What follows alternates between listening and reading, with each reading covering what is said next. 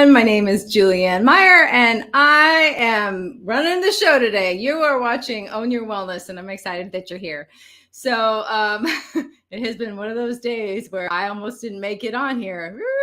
That would not have been good, but fortunately, things worked out well. So anyway, you know what? It is Thanksgiving week here in the United States, and there's just this thing where it's, as a personal trainer, as a nutrition coach, as a health and wellness person for many, many years, I keep on hearing this, but it's the holidays excuse. It's the holidays for this or that, or the reason why I'm not working out, the reason why I'm not eating well, and all of that. And, I can relate. I've got the worst case of FOMO there probably ever was. And I've also been fortunate enough to have different sorts of opportunities that most people don't have. So that means that, well, what does that mean? That means that because my family grew up vegetarian, I don't have things like turkey for Thanksgiving. I don't really eat meat. So if I go anywhere, everybody's serving turkey. Well, what am I supposed to eat? So I understand what it's like to not be a part of the traditional meals. I know what it's like to maybe not partake in, like the Thanksgiving dinner or the Christmas whatever. I get it. I totally understand. If you're trying to be healthy for whatever reason, especially if your mama's cooking something, or it's like the best cookies in the universe that you only get one time a year. All those things, I totally understand. So that's what we're going to talk about today is, how to enjoy the holidays, how to not miss out, and how to still keep your health commitments.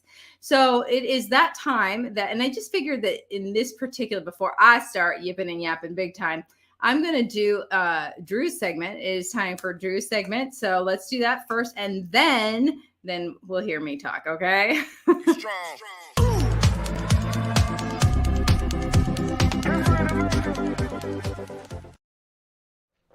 Hi, and welcome to another edition of Here's to Your Health with Drew McCurris.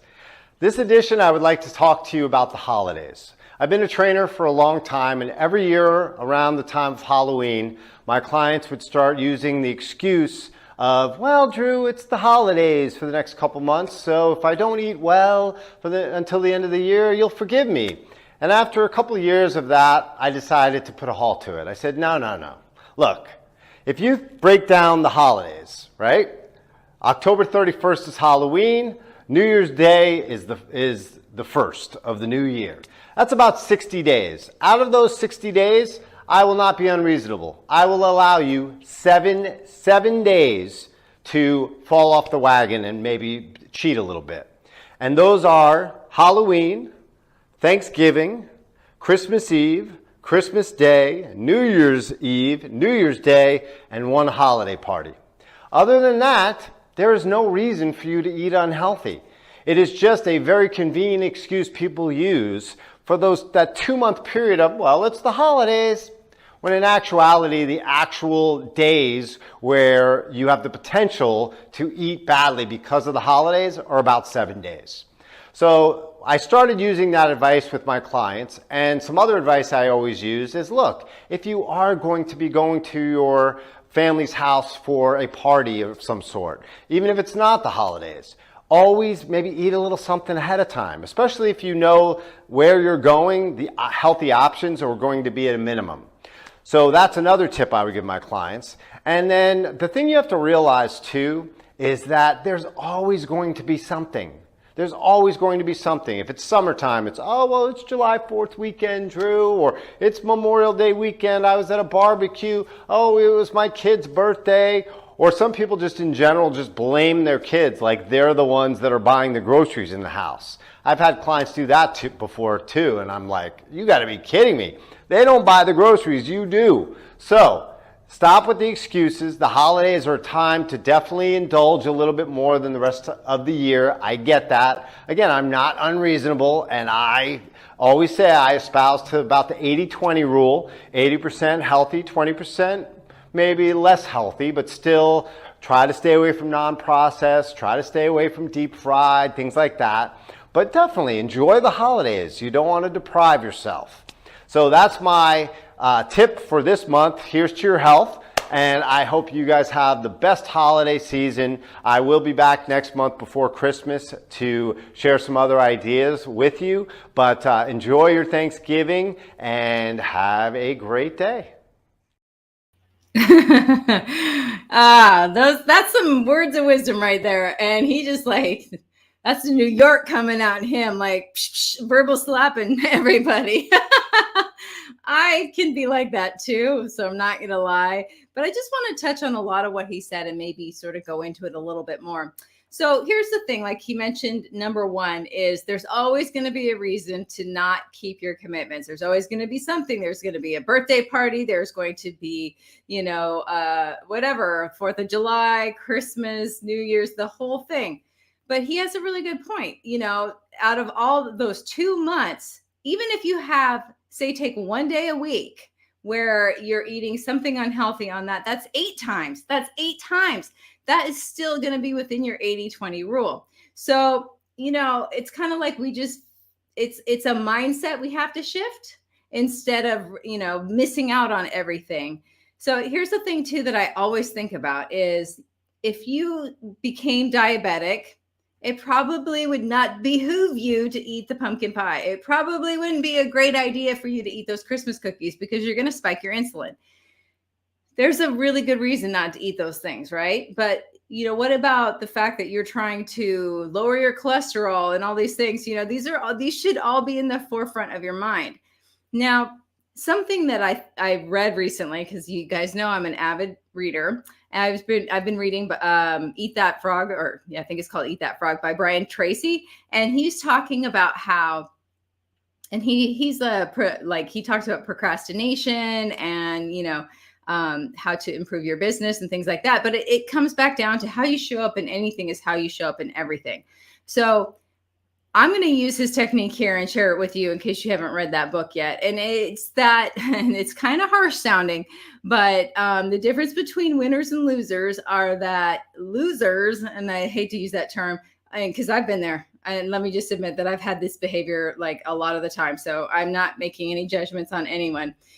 It'd be like kettle, pot, black, all that business. But anyway, what they're saying, or he's saying, is that people who don't succeed in life only think about the short term. They only think about the instant gratification. They only think about, what it feels like in that moment.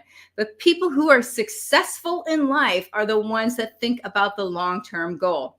So you might think, okay, this is only one cookie, but how is that going to affect your heart, your weight, your cholesterol, everything long term? Because it's not like it's just one cookie, it all adds up.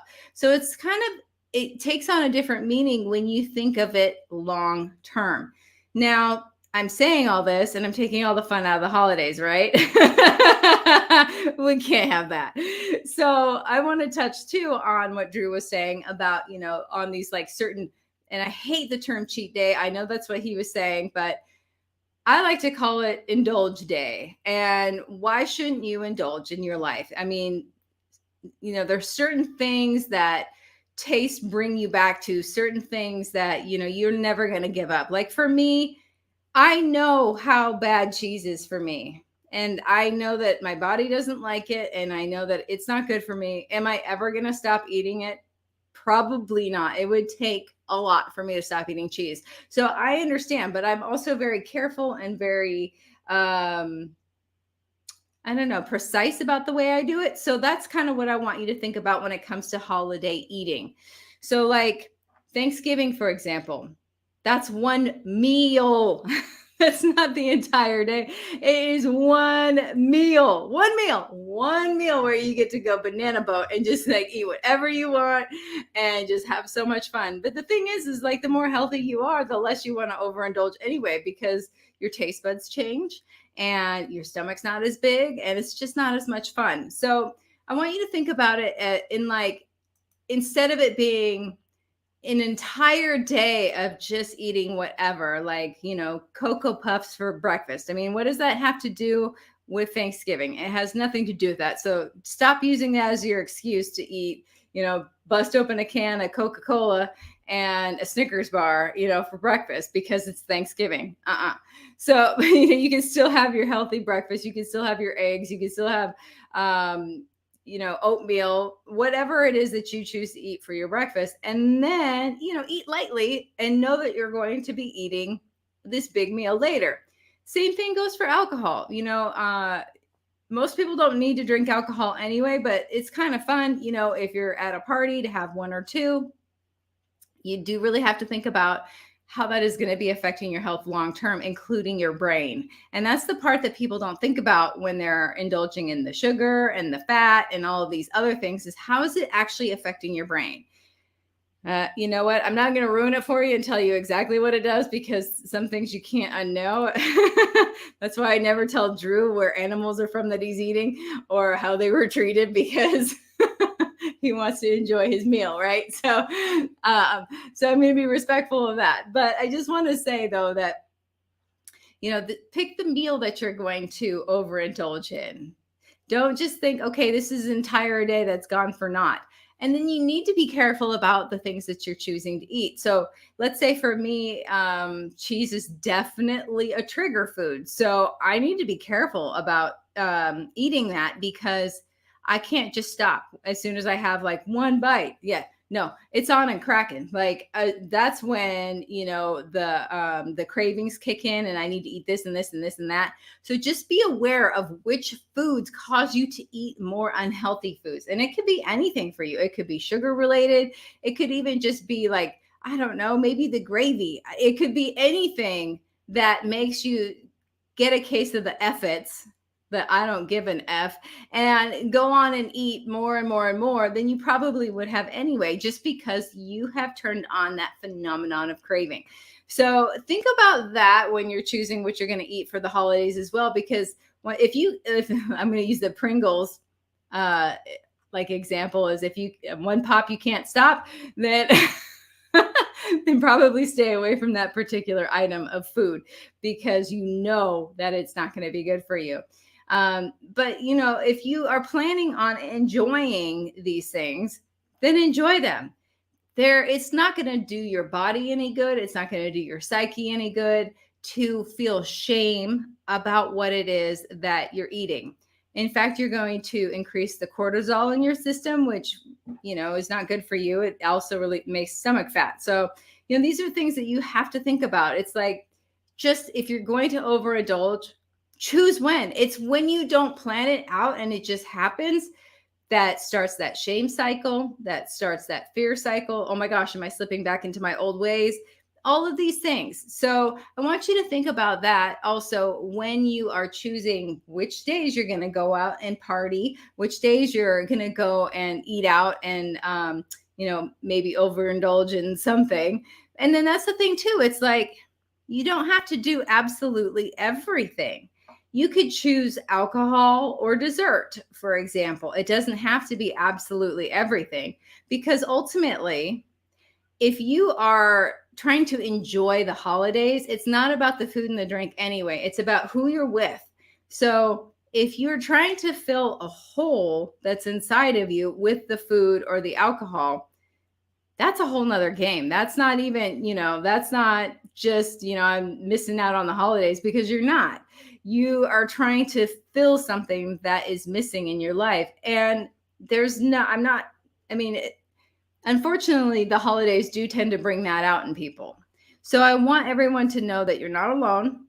I want you to know that it is okay to understand that maybe this is that you're going to emotionally eat on certain days, or as long as you recognize it. If you do this mindless thing, then you are not serving yourself. Even if you don't do something perfectly, if you can learn from it, oh my goodness, that's the most amazing thing ever. So have patience with yourself is what I'm saying. Please have patience with yourself. All right. So let's talk a little bit too about, maybe alternative types of celebrating, because if you don't, for example, eat turkey, or you can't eat sugar, or you can't whatever, then, and when I say can't, I mean you're making a choice that's the most healthy for you. And for you, it's not even an option to partake in those things. Well, this is the fun part for you is one, who said Thanksgiving had to be turkey? I don't know who decided that. And, it's different around the world. In Canada, they happen to use turkey too, but not everybody does. And not everybody has Thanksgiving either. So, and not everybody celebrates Christmas. So my point is that it's your holiday and you get to choose what you're going to have for yourself and to celebrate. So why can't you find new favorites? You know what I'm saying? So like, the thing that I think about is, and I'm going to bring this back to me. I'm getting married next year and I don't want a wedding cake. And I've never wanted a wedding cake. That's like the only thing I've known that I want for my wedding or don't want for my wedding is I don't want a wedding cake. So what can we do instead? And I kind of think, I have this other idea about this fruit thing that we could do instead, because it's more in alignment with who we are as people. Who said I had to have the cake that I don't want? So that I can do the cake eating thing? Yeah, no. So why not start your own tradition is what I'm getting at. It doesn't have to look a certain way. It could be, you could have like, if you want to do drinking games, for example, you could do shots of kombucha instead of alcohol. You could do, there's just so many different ways that you could still have fun, but make it a little more healthy for yourself. It doesn't mean that you have to eat the pie. It doesn't mean you have to have the cookies. It doesn't mean that, you have to have the Halloween candy just because it's Halloween, and maybe like, for example, Halloween, I'm going to use that one in the candy. I used to always have the fun size things every year, at least a few, because I used to love them. But then I realized, well, one, my taste buds changed. I didn't love them anymore, which was interesting. And if you stop long enough to really taste your food, you're going to discover that there's a lot of things that you remember being better than they actually are to you now. So keep that in mind.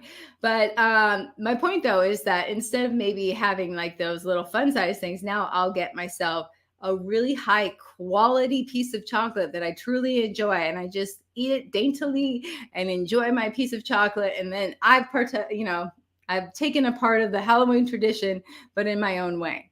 And it suits me and it rings true to me. So I want you guys to think about like what else you could do besides, the traditional way of eating things. It could look like anything. It does not have to be a certain way. So what else could you do? Speaking of like new traditions, like I said, I've had the opportunity to have a different sort of life, and my family is Scandinavian, for example. We celebrate Christmas on Christmas Eve. So automatically that's different than most Americans, right? Because most Americans wake up and do, the presents and all that. So the thing is that when you realize that you don't have to be like everyone else and still have a fabulous holiday, then you get to make up your own story and what works for you. So if you want to have your own Christmas party where everybody brings something healthy to eat and like you play games, then make that happen. If you have family members who are not on the same health journey as you and you still want to spend the holidays with them, bring a dish for yourself. Bring something that you can eat and say, I'm here for you. I've mentioned this before on another episode or 3. You're not there to necessarily have their crap food. You're there to, you might not even like it. That's the thing. Like I've had there's certain chefs I'm just like, ooh, no, thank you. And even though I would normally eat it, I just don't like it. So that's when you get creative. Now, don't just show up at somebody's house with food, because that could be kind of insulting to them if you don't let them know, hey, you know what? I'm doing this special thing right now, and I'm just going to bring something because I really want to be there, but I don't want you to go to any extra trouble. Boom. Problem solved. All you have to say, I don't want you to go to any extra trouble. And it's true. And then the fun thing is too, is if you tell them about your restrictions, they might even want to come up with something. Like my aunt is fabulous for that. She comes up with the most crazy things for our family that has all sorts of different dietary restrictions. I mean, I'm surprised we could eat anything besides maybe broccoli. So anyway, you know what? I've actually got a really good tip and trick for the holiday season. So let's look at some tips and some tricks.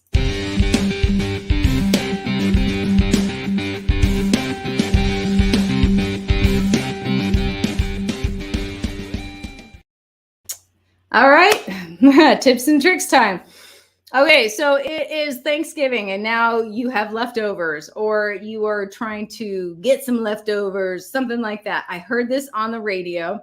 I can't remember who they originally got this from either. I don't even remember which radio station I was listening to. But here is the most ultimate trick ever. See this here? This little muffin tin. Okay, what do you do with this? You put each little piece of food that you have. So turkey in one, gravy in another, mashed potatoes, sweet potatoes, stuffing, corn, a biscuit, whatever. You fill them all up in there, right? And then most of these actually come with the little topper nowadays. But if not, you could just throw on some Reynolds wrapper or some sort of topping on aluminum foil of sorts. On top of that, and then you could just heat it up in the oven. So not only do you have you don't have all these crazy bags that you're trying to transfer to and from, you are good to go. The only things that you might want to pull out of there might be like some sort of salad dish that doesn't need to get heated. But other than that, you could just pop this whole thing in the oven, and then you have got your second set of Thanksgiving dinner warmed up for you, and you're good to go. It is probably the biggest, best life hack, like Thanksgiving hack I've heard of ever. I think it's absolutely amazing. So anyway, we are going to go to a commercial break, and but before we do, I just want to say thank you to everybody who is watching us live. We will be right back after these messages.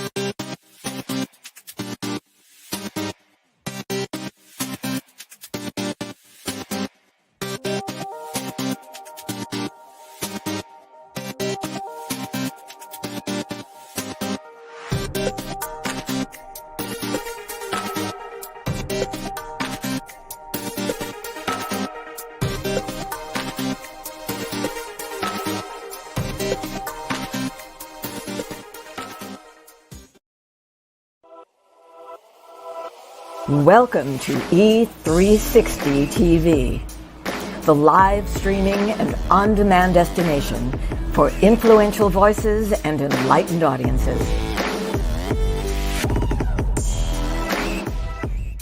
We offer trending, grassroots, and purpose-driven content across a diverse range of interests. E360 TV is more than just watching programs. We offer the ability to interact with live shows connecting audiences to real, authentic influencers and storytellers while streaming to millions of devices.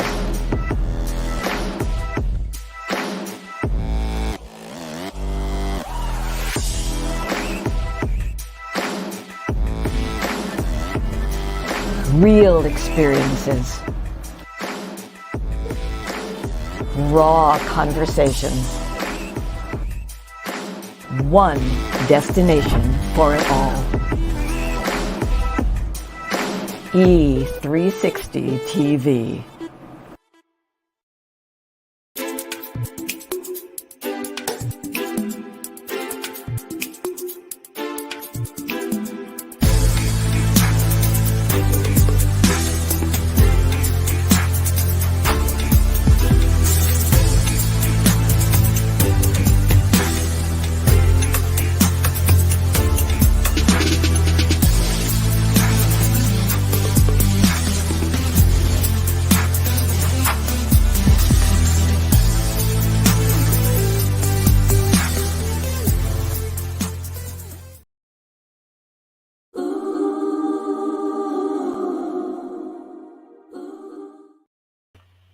Welcome back, everyone. If you're just joining us now, I'm Julianne, and you are watching Own Your Wellness.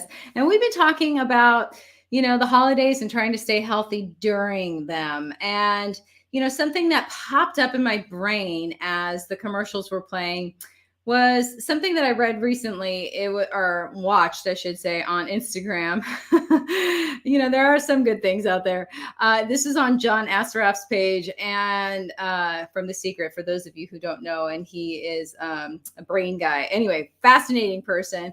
Had the privilege of meeting him a couple years ago. But anyway, my point, though, is that he had on this woman who was talking about how when you are full, then you are not trying to take from other people. You're not trying to take their energy. You're not trying to take anything from them. In fact, you can give authentically.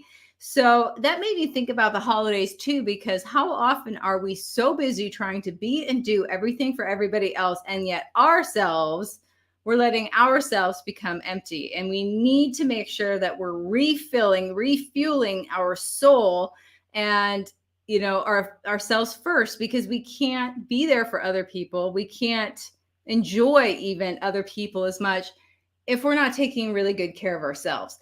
And part of taking really good care of ourselves is also eating well and exercising. Now, I can understand, being on vacation and not wanting to work out. I can understand, not wanting to work out on the holidays. But here's the thing, you can always go for a walk. You can always do some breath work. You can, there's always ways to keep the movement going, maybe not work out per se, but actually still have some movement and not just sit there like a lump on a log. Now, I'm not saying that, one day out of the year, great, by all means, do whatever you want, be cat-like, sit there. But most of the time, if you really want to be able to enjoy yourself, you really need to be at your best. So if you think about, maybe changing how you look at the holidays and the eating of the not so good stuff, then think of it as more like I'm taking really good care of myself so that I can really participate in my life on a level 10 basis instead of, halfway. So think about it like that too. Like, how do you want to be? How do you want to remember your life? Do you want to think, oh my gosh, I drank my way through it and I don't really remember, but I think it was fun? Or, that donut tasted so good and that pumpkin pie was fabulous, but I can't reach my toes now to tie my shoes. I have to wear slip-ons.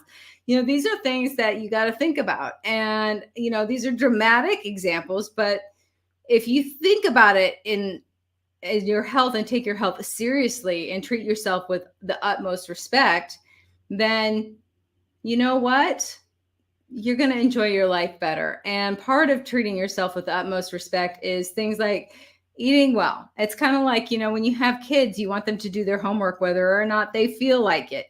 You want them to go to bed on time, whether or not they want to. These are things that you have them do because you're there to parent them. So why not parent yourself at this point? Why not be your own best parent? Maybe even one that you never had growing up, one that is going to love you and say, you know what, you do need to do this today because this is in your best interest, whether you feel like it or not. Sorry, but this is in your best interest. So those are just, another way to think about things. I know it's not as much fun, but it can be, because like I said, then you get to pick all new favorites. So that's the fun part. And you get to decide what it is going to look like for you. All right. So I actually thought of another really fun tip and trick. So without further ado,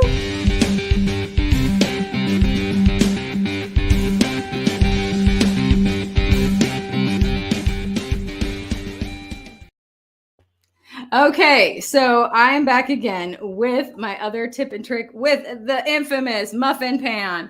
You know what you could do? This thing doesn't have to have muffins.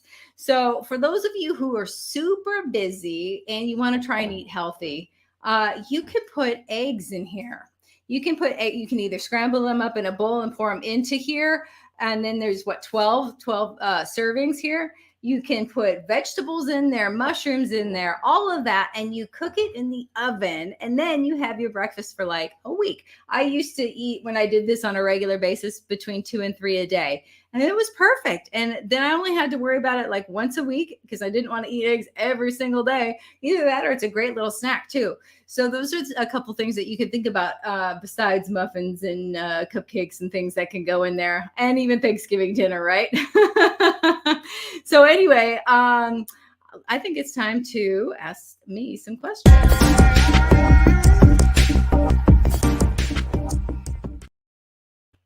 Okay, I don't know what it is about that thing, but I always feel like doing a little dance. All right, I've got the infamous bowl out that my grandpappy made for me, and I got all the questions from you guys as well as clients that I have received throughout the week, and actually a little bit more because we had some left over from last time. Okay, ooh, this is a perfect one for the holidays. The question is, I want to start giving back, but I don't have a lot of extra time. What should I do? Okay, so first of all, giving back does not necessarily require a lot of time. There are ways to give back. Smile at somebody just because that will make somebody's day, whether you realize it or not. Opening the door for somebody, letting somebody in traffic, that's another way to give back. It makes you feel good. Then there's other things that, like, I am going to be volunteering on Thanksgiving. So we're going out to Tustin. For those of you who live in California know where I'm referring to. We're going to be going to Tustin to volunteer at this place that, for homeless people, where they do all kinds of things, like even haircuts and stuff like that. So it's going to be this huge event, but that's just one time a year, right? So one day I'm going to do that. Great. Now, if you want to do something on a more regular basis, which I used to do, pick something and have a time limit for it. It could even be something like, going and picking up cigarette butts on the side of the road. I know it's not glamorous, but somebody's got to do it. And that's a way to give back. It could be going to the beach and picking up trash that people leave there. There's different ways. If you are not afraid of spending some money, there's different ways that you can give back as well. I mean, obviously donations, even like if you go through your closet, you could give stuff away to Goodwill or the Salvation Army. There's so many different ways that you can give back without it taking a lot of your time. For example, over tipping a server that was really good to you, or even like a delivery driver, or like leave them some water bottles and say, this is for you, Amazon guy. That's another way that you can give back, because anytime you're leaving joy and happiness in the world, that's you giving back. So it doesn't have to require hours and hours and hours, and it doesn't have to be all of the time, but it's just those little things that you can do, and just be aware and keep your eyes open, and then you can give back. All right, let's do another question. What do we have here?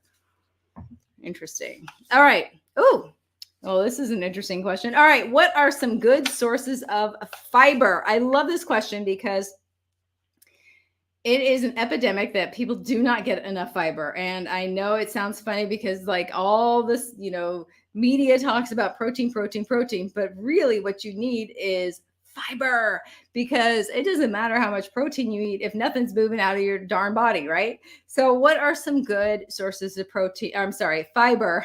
I've got protein on the brain.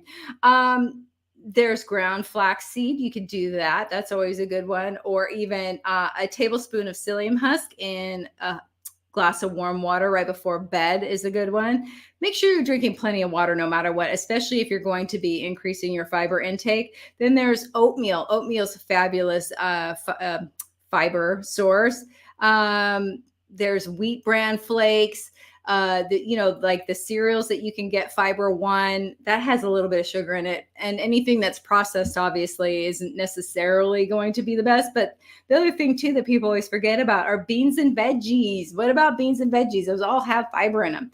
Now, I think I've mentioned this before, but when you are increasing your fiber intake, do expect that there is a possibility that you will be gassy. So be aware of that. Know that it's normal and it does regulate. And if it's something that is a problem, like work-wise or bedroom-wise, then slow down on your fiber intake and increase it at a slower rate. And that way you can get up to a more healthy dose and actually make yourself healthier.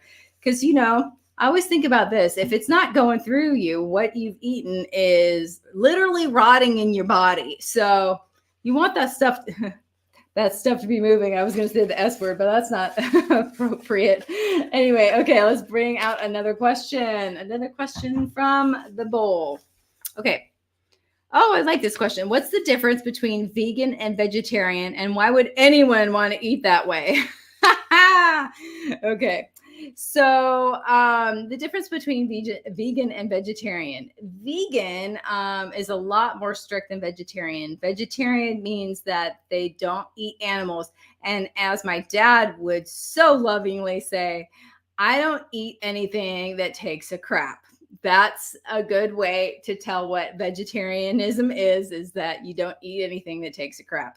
So that would be vegetarian. And then vegan is a lot more strict. Not only do you not eat animal, but you don't eat any animal byproducts. That means milk, cheese, eggs, all of that. And you take it even a step further because there's things like gelatin. Do you know what gelatin is made of? It's literally made up of the skin and bones of animals. And like those plastic bags you get from the grocery stores that are, at least the old ones, I don't know about the new ones that you have to pay for it in California. But those little slippery things, that is animal skin and animal bones that makes it slippery. It's that gelatin stuff. So a real vegan, like extreme vegan, would not even take those kinds of bags and use them because they are used with animals. So, and that's the other thing too. They're not going to be leather wearing. They're going to have cruelty-free products, that sort of thing. So it is definitely a lot more stringent way to live than being a vegetarian as well. But why would anyone want to eat that way? Well, I tend to eat that way. I obviously not a vegan because I love my cheese. But there are a lot of negative things to eating animal and animal byproducts. Not necessarily or inherently is it bad, but what quality are you eating? And that's really, it's easier to get quality vegetables, produce, things like that, rice and beans. All of that is easier to get at a higher quality for less money. I'm not like advocating for anybody to become a vegetarian or a vegan. You have to pick what's right for you. But I will say that if you're going to be eating these animal products, including animal, please make sure that what you eat had a quality life, because you are what you eat, and what you eat eats. I know it sounds kind of funny, but it's true. Think about it this way. If you were to eat another human being, if you're going to be a cannibal, would you prefer somebody that was healthy and ate well, or a McDonald's smoker drinker? Which meat do you think is going to taste better? And it's really graphic to say it like that, but it really gets the point across. Which is going to be better for you? Which would taste more yummy? And think of it like that, because what people don't realize with the animal industry is that they actually feed them animal remains a lot of the time. So you want your pet, or your pets, ooh, that came out wrong. You want your dinner to have been eating a healthy dinner as well, and not just other dead things. So just be careful about that. That's one of the reasons. And another reason why somebody might want to be a vegetarian or a vegan is for health reasons, because they need lower cholesterol. they have heart issues, or even because the animals, they are animal lovers, like my stepmom. My stepmom is an animal rights activist. So therefore I grew up knowing way too much about the mistreatment of animals, and it is mind opening and it hurts to even think about. Which is why that's a whole nother show. And I don't want to share because, unless you're ready to hear it, you don't need to hear it. All right, so let's do another question from the infamous bowl of questions. What do we have here? Oh, okay, good. We were actually kind of talking about this earlier. What's the difference between exercise, physical activity, and fitness? All right, so physical activity, and I love this question because people always use these terms interchangeably, and they're not the same thing. So physical activity is anything that you're doing that, normal movements, like vacuuming or walking to the mailbox or cooking your dinner, walking your dog, things like that. Those are all physical activities. Cleaning the bathtub, all of those, just normal everyday, to walking to the elevator even. But the thing is all those steps and everything, all those movements, they count towards your overall health. So keep that in mind. That is exactly what physical activity is. Now, exercise is a physical activity that is planned, and it is something that is a little bit more strenuous on the body. It's usually broken into two different options, like cardio, for example, and then weight training is the other one that is typically broken into. I mean, there's obviously other elements like yoga and Tai Chi and things like that are also exercise. And I'm not trying to use air quotes to be offensive. I'm just did. But anyway, so the point of exercise is to help improve and maintain your overall health and wellness, maintaining your fitness level. So that's why you would want to do it. It's something like going to the gym, for example, or going for a run would be, going for a run would be cardio, obviously. And then like going to the gym to lift weights is the weight training. You can also do body weights. That would be exercise. Now, the third one that of those three is fitness. What is fitness? It is what physical activity and exercise lead to at your fitness level. So your fitness is like your ability to perform activities without tiring too easily. So let's say running up the stairs is really hard for you, then your fitness level is not that great at the moment. Now, if you can run a marathon, your fitness level is fierce. So be proud of that. But that's where the physical activity and the exercise increase your fitness level. So that's why you want to keep those in mind. All right. Next up. Let's see here. All right. Oh, I love this one. Is one type of exercise better than another? I get this question asked a lot of the time, and I get it asked in a lot of different ways, but it's the same question. And so I'm going to answer it again because it always comes up. And for those of you who really don't know, it's a good question to ask. So please don't ever be ashamed or embarrassed if you think you should know the answer to something and you don't, because who's to say even the people who think they do actually know. All right. So what is the best physical exercise? I always say it's the one that you're going to do. It's going to be the one that you actually do. So there is not one that is more inherently good than another. Now, there are, like I mentioned before about exercise, how there's typically the two parts. You want the cardio and you want the strength training. You do, to have the best fitness level, the best health and wellness level for yourself, you do want to incorporate at least one and the other. But that being said, any movement you do is going to be good for you. It is going to count towards your wellness. So start where you are is what I'm getting at. Somebody who has been sitting on the couch for 4 years, eating chips and watching TV, probably shouldn't jump straight into some sort of, marathon, or maybe even like CrossFit might be too much for somebody like that. You might want to start small and work your way up so that you can sustain the level of fitness and it's not overwhelming. You'll stick with it. So no, there's not one exercise that's better than another. It depends 100% on if you're going to do it and also where you are. Like, if you have back issues, running is not going to be a good exercise for you, right? All the bouncing up and down, it's not going to be good for you.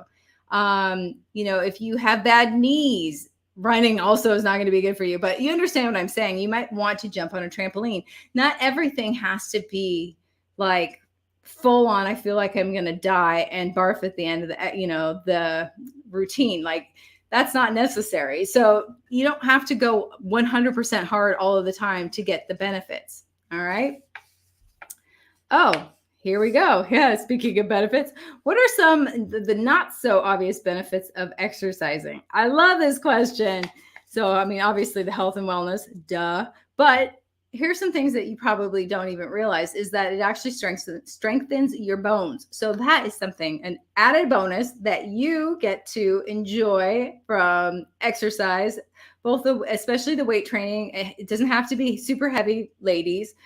Those of you who are afraid you're going to turn into Incredible Hulk, you're not, but you will have stronger bones, which is fabulous. And it also, it does decrease certain types of cancer.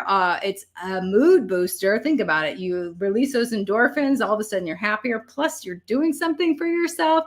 And it kind of helps get those emotions out of you as well. But there's something else that a lot of people aren't aware of, that your cognitive abilities more than likely improve while you're exercising, because your brain is releasing different hormones and chemicals that actually help improve your cognitive abilities and also your memory. So keep that in mind. That's a really good one. You want to improve your brain health, exercise the rest of your body. All right, let's see here. We got another one. Oh, okay. What is mindful eating and what are the benefits of it?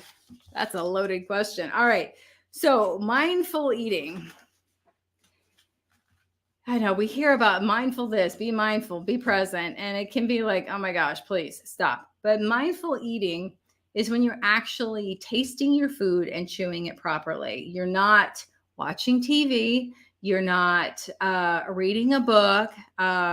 You could be sitting there having dinner or lunch or whatever with somebody else, but you're actually eating your food instead of just shoveling it down to satiate the hunger that you may be experiencing. So this is where, like, when I was talking about the holiday candy not tasting the same anymore, that's what I'm talking about. Like, if you actually stop and taste your food and really taste it and enjoy it each bite instead of just trying to guzzle it down, that is mindful eating, and your taste buds will appreciate it. All of a sudden, a grape is not just a grape, like a healthy alternative to a piece of candy. It tastes so good on its own. Or, even if you're going to have a piece of meat, then you're going to be able to tell the difference in, the quality of it, depending on if you actually taste what you're eating. And also, how much if you stop putting all the sauces on it too.